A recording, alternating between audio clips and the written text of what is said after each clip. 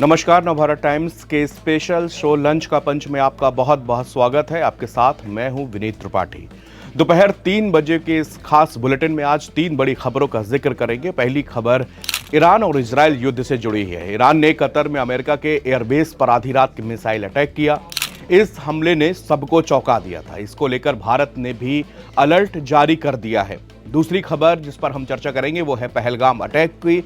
NIA ने 2 कश्मीरियों को अरेस्ट किया है। इन लोगों ने कुछ हजार पैसों के लिए देश के साथ में गद्दारी की। और तीसरी खबर है पाकिस्तान के बिलावल भुट्टो की। जी हां, भारत अब सिंधु जल समझौते से आगे बढ़ने की भी तैयारी कर रहा है। पाकिस्तान की इससे बेचैनी दोगुनी होती जा रही है। पहली खबर विस्तार से इसकी चर्चा करते हैं। ईरान और इजरायल के बीच ट्रंप ने सीज फायर का ऐलान किया, मगर स्थिति स्पष्ट नहीं हुई। दोनों तरफ से मिसाइलें दागी गईं। हालांकि बाद में ईरान की ओर से कहा गया कि पहले इजरायल ने हमले रोके, उसके बाद में हमने भी हमला रोक दिया। बीती रात ईरान ने कतर की राजधानी दोहा के पास अमेरिका के अल उदीद बेस पर बैलिस्टिक मिसाइल से हमले बोले। ईरान की ओर से कतर में अमेरिकी बेस पर कितनी मिसाइलें दागी गईं, ये स्पष्ट नहीं हो पाया। कतर ने शुरुआत में दावा किया कि 12 मिसाइलें थी, लेकिन बाद में इस आंकड़े को संशोधित करके 19 कर दिया। वहीं ट्रंप ने कहा कि ईरान की ओर से 14 मिसाइलें दागी गईं। ट्रंप ने सोशल मीडिया पर लिखा कि 14 मिसाइलें दागी गईं, इनमें से 13 को गिरा दिया गया और 1 को फ्री कर दिया गया, क्योंकि ये खाली क्षेत्र की तरफ जा रही थी। कतर में ईरान के हमले के बाद दिल्ली सरकार भी चिंतित है। कतर में 8 लाख से ज्यादा भारतीय रहते हैं और काम करते हैं। भारतीय दूतावास ने भारतीयों से सतर्क रहने को कहा है। दोहा में भारतीय दूतावास का कहना है कि मौजूदा स्थिति को देखते हुए कतर में भारतीय समुदाय से सतर्क रहें और घर में रहने की हम आग्रह करते हैं। कृपया शांत रहें और कतर के अधिकारियों के द्वारा जो न्यूज़ और वहां पर निर्देश दिए जा रहे हैं उनका पालन करें। दूतावास ने कहा कि हम अपने सोशल मीडिया चैनलों के माध्यम से भी लगातार अपडेट करते जा रहे हैं, कृपया उनको फॉलो करें। दूसरी खबर पहलगाम हमले को लेकर, जिसने पूरे देश की आत्मा को झकझोर दिया था। यह अटैक भारत की अस्मिता पर और भारत के आत्मा पर किया गया था। चंद लोग कश्मीर और उसकी कश्मीरियत को बदनाम करना चाहते हैं और इस काम में जुटे भी हुए हैं। राष्ट्रीय जांच एजेंसी एनआईए ने रविवार को 2 कश्मीरियों को अरेस्ट किया। इन लोगों पर एक गंभीर आरोप है। आरोप यह है कि इन्होंने पहलगाम में हमला करने वाले 3 आतंकवादियों को अपने ढोक यानी कि झोपड़ी में छुपाया था। यह झोपड़ी बैसरन से लगभग 2 किलोमीटर की दूर पहाड़ी इलाके पर मौजूद है। बैसरन वो इलाका जहां पर 22 अप्रैल को 25 पर्यटकों की आतंकियों ने गोली मारकर हत्या कर दी थी।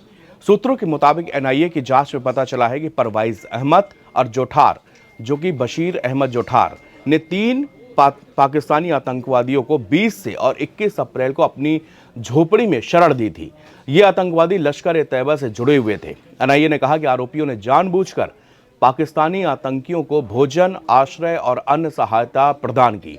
इसका मतलब है कि इन्होंने आतंकवादियों की मदद की, जबकि उन्हें पता था कि वो क्या करने वाले हैं, उनका मकसद क्या है।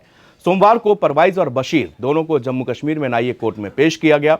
कोर्ट ने उन्हें 5 दिनों के लिए एनआईए की हिरासत में भेज दिया। एजेंसी ने कहा कि आरोपियों ने तीनों हमलावरों की पहचान बताई है, लेकिन एनआईए अभी भी बड़ी मात्रा में सबूतों का विश्लेषण कर रही है। इन सबूतों में चश्मदीदों के बयान, वीडियो फुटेज, तकनीकी सबूत और जेएनके पुलिस के द्वारा जारी किए गए स्केच भी शामिल हैं। एनआईए का कहना है कि अभी तक हम किसी निष्कर्ष पर नहीं पहुंचे। आतंकवादियों की पहचान और अन्य जानकारी सही समय आने पर हम पब्लिक डोमेन में जारी करेंगे। एक सूत्र ने बताया कि परवाइज और बशीर सिर्फ मददगार नहीं थे, बल्कि 22 अप्रैल को हुए आतंकी हमले में सक्रिय रूप से शामिल भी थे। इस हमले में 25 पर्यटकों को उनकी धार्मिक पहचान के आधार पर गोली मार दी गई। एक अधिकारी ने बताया कि उन्होंने इलाके में सुरक्षा व्यवस्था का जायजा लिया और बैसरन में सुरक्षा कर्मियों की तैनाती के बारे में जानकारी हासिल की। फिर उन्होंने ये जानकारी पाकिस्तान आतंकवादियों के साथ में साझा की। इससे आतंकवादियों को हमले की योजना बनाना और हमला करने और उसके बाद में भागने की पूरी मदद मिली। सूत्रों के मुताबिक परवाइज और बशीर को पता था कि बैसरन में पर्यटकों पर हमला करने की योजना है, पूरी प्लानिंग है, क्योंकि उस वक्त वहां पर बहुत सारे पर्यटक आए हुए थे। वो इस इलाके में टट्टू भी चलाते थे, इसलिए उन्हें पुलिस और सुरक्षा चौकियों के बारे में पूरी जानकारी थी। उन्हें यह भी पता था कि सुरक्षा गश्त कब होती है और सैनिकों की तैनाती का तरीका क्या है। आतंकवादियों के इरादे जानने के बावजूद उन्होंने जानबूझकर ये जानकारी साझा की। इस तरह से वो पहलगाम आतंकी हमले की साजिश में शामिल हो गए। जब एनआईए ने परवाइज और बशीर से पूछताछ की तो उन्होंने कहा कि उन्हें आतंकी हमले की योजना के बारे में पता था, लेकिन उन्हें यह नहीं पता था कि बैसरन में टूरिस्टों को निशाना बनाया जाएगा। हालांकि उनकी इस बात पर किसी को भी विश्वास नहीं हो रहा। आरोपियों ने माना कि उन्होंने चंद हजार रुपए के लिए 26 निर्दोष लोगों की जान लेने में आतंकवादियों की पूरी मदद की। अब रुख करते हैं अगली और आखिरी खबर की ओर। पाकिस्तान के पूर्व विदेश मंत्री ने बिलावल भुट्टो ने एक बार फिर से सिंधु जल संधि रोकने के भारत के फैसले के खिलाफ गीदड़ भभकी देने की कोशिश की थी, लेकिन भारत ने अपने फैसले पर आगे के कदम बढ़ाने शुरू कर दिए हैं। भारत पहले ही सिंधु घाटी के नदियों के पानी को नहरों के माध्यम से अपने कई राज्यों तक पहुंचाने की पॉलिसी पर काम करना शुरू कर चुका है। अब वर्ल्ड बैंक से भी कह दिया गया है कि किशनगंगा और रतले जल विद्युत परियोजनाओं को लेकर जो मामले पहले से उसके पास लंबित हैं, उसकी प्रक्रिया पर तत्काल विराम लगा दे, क्योंकि अब वो सिंधु जल संधि को ठंडे बस्ते में पूरी तरह से डाल चुका है। पाकिस्तान पीपुल्स पार्टी के अध्यक्ष बिलावल भुट्टो ने वहां की नेशनल असेंबली में फिर से सिंधु जल संधि रोकने के भारत के फैसले पर धमकाने की कोशिश की थी। उन्होंने कहा कि भारत के पास में दो विकल्प हैं, सही से पानी साझा करें या फिर सभी 6 दरिया हम ले लेंगे। हम जंग नहीं चाहते, लेकिन अगर पानी को हथियार के रूप में इस्तेमाल किया जाएगा तो पाकिस्तान कार्रवाई करने को बाध्य होगा और हम पहले की तरह ही भारत को हराने की स्थिति में हैं। ये गीदड़ भभकी बिलावल भुट्टो दे रहे हैं। केंद्रीय गृह मंत्री अमित शाह पहले ही साफ कर चुके हैं कि भारत ने सिंधु जल संधि पर जो रोक लगाई है वो अभी कभी भी फिर से बहाल नहीं होने वाला। अब इंडियन एक्सप्रेस की एक रिपोर्ट आई है जिसके मुताबिक भारत ने सिंधु जल संधि को निलंबित करने के बाद विश्व बैंक यानी वर्ल्ड बैंक के एक्सपर्ट की कार्रवाई पर भी रोक लगाने की मांग की है। ये कार्रवाई किशनगंगा और रतले पनबिजली परियोजनाओं को लेकर चल रही है। भारत सरकार ने विश्व बैंक के न्यूट्रल एक्सपर्ट मिशेल लिनो को एक लेटर लिखा है।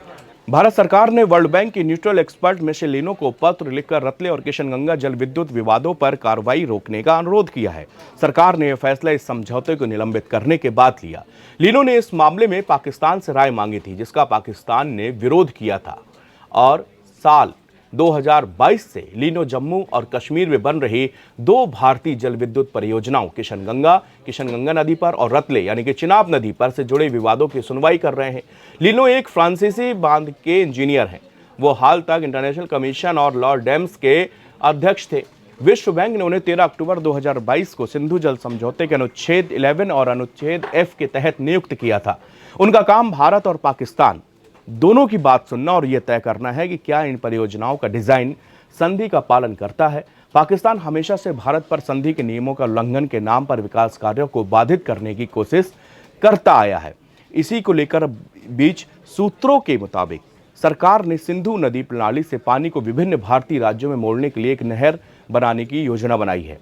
इसने बगलीहार और सलाल में 2 फ्लशिंग एक्सरसाइज भी किए हैं। ये चिनाब नदी पर बने रन ऑफ द रिवर जल विद्युत परियोजनाएं हैं, जिनका मकसद तलछट यानी गाद को साफ करना है, जो बिजली उत्पादन में बाधा डालती है। सलाल 1987 और बगलीहार 2008-9 में बनने के बाद ये पहली बार है कि इस तरह की सफाई की कोशिश की गई है। पाकिस्तान पहले सिंधु जल संधि के बहाने अपनी आपत्तियां जताकर ऐसी गतिविधियों को रोक दिया करता था। अधिकारियों का कहना है कि अब हर महीने फ्लशिंग की जाएगी। इस बीच सरकार चिनाब पर 4 विद्युत परियोजनाओं Pakaldul 1000 megawatt, Ratle 850 megawatt, Kiru 624 megawatt और क्वार 540 मेगावाट को तेजी से पूरा करने की कोशिश भी शुरू कर चुका है। पाकलदुल जम्मू और कश्मीर में बनने वाली पहली स्टोरेज आधारित जल विद्युत परियोजना है। अब इस खबर के बाद से पाकिस्तान की नींद हराम है। वो बिलावल भुट्टो जिनके वीडियो वायरल होते हैं डांस करने के, वो भारत को धमकी दे रहे हैं। भारत ने ऑपरेशन सिंदूर करके पाकिस्तान को उसका अंजाम बता दिया था, लेकिन बावजूद उसके बिलावल भुट्टो गीदड़ भभकी देने से नहीं मानते। अब वो सिंधु जल को लेकर फिर से कह रहे हैं कि हम युद्ध करेंगे। युद्ध करने की स्थिति में पाकिस्तान है या नहीं, ये खुद भी बिलावल भुट्टो बखूबी जानते हैं, लेकिन वो गीदड़ भभकी देकर अपने देश में थोड़े से रील्स और व्हाट्सएप में वायरल होने की कोशिश करते रहते हैं बार बार।